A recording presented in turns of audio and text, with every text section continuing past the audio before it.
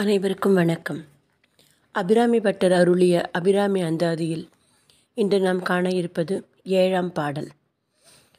ததியுரு வண்ணம் சுழலும்.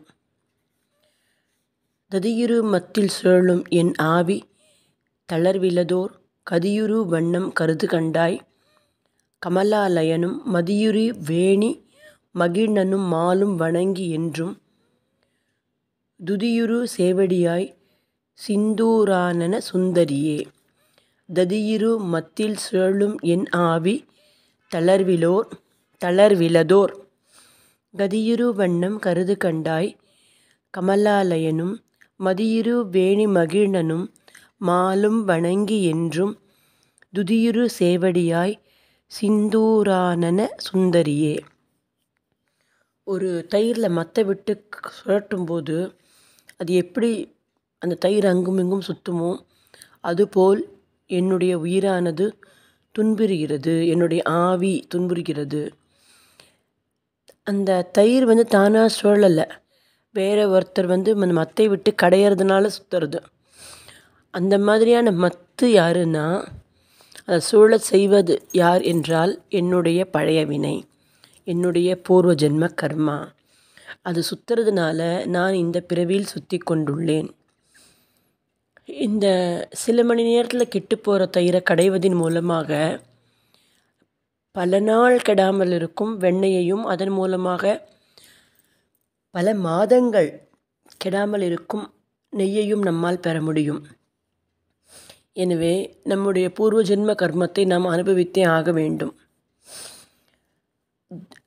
ததியுரு மத்தில் சுழலும் என் ஆவி தளர்விலதோர் கதியுரு வண்ணம் கருது கண்டாய்.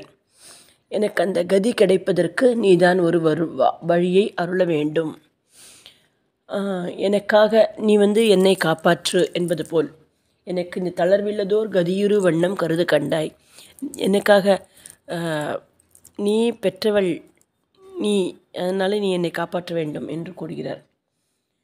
கமல ஆலயனும் எனக்கென்ன மனக்கவலை, என் தாய்க்கன்றோ என் கவலை என்று பாடுவார் பெரியோர். கமல ஆலயனும் அதாவது திருமாலின் உந்தித்தாமரையில் இருக்கும் பிரம்மன், கமலத்தை தன் ஆலயமாக கொண்ட கமலாலயனும் பிரம்மனும் மதியுரு வேணி மகிழ்நனும் நிலவை சடையில் தரித்திருக்கும் மதியை தலையில் வைத்திருக்கும் வேணி முடியை கொண்ட சடையை கொண்ட மகிழ்நனும் மகிழ்ச்சியை தருபவனும் மகிழ்நனும் மாலும் திருமாலும். இவர் திருமாலை கடைசியாக சொல்கிறது அந்த மும்மூர்த்திகளில் தன்னுடைய சகோதரன் என்ற காரணத்தினால் வணங்கி, இவர்கள் மூவரும் உன்னை தினமும் வணங்குகின்றனர். அதாவது கமலாலயனும் மதியுரு வேணி மகிழ்நனும் மானும் வணங்கி, எப்பொழுதும் வணங்கி என்றும் துதியுரு சேவடியாய், எப்பொழுதும் துதிக்கும்படியான சேவடி, அதாவது சிவந்த அடியை, செம்மையான அடியை உடையவளே அபிராமியே. சிந்தூரானன் சுந்தரியே, சிந்தூரான சிகப்பு நிறத்தை, சிந்தூர நிறத்தை கொண்ட மேனியளே, மினுக்குவது மேனி, அதாவது மென்மையாக அழகு ஜொலிப்பது மேனி, அழகான மேனியை உடையவளே, சுந்தரியே, அழகானவளே என்று அவருடைய திருவடியை புகழ்ந்து பாடுகிறார். மீண்டும் பாடல். ததியுரு மத்தில் சுழலும் என் ஆவி தளர்விலதோர் கதியுரு வண்ணம் கருது கண்டாய் கமலாலயனும் மதியுரு வேணி மகிழ்ந்தனும் மாலும் வணங்கி என்றும் துதியுரு சேவடியாய் சிந்தூரானன சுந்தரியே என்று பாடுகிறார்.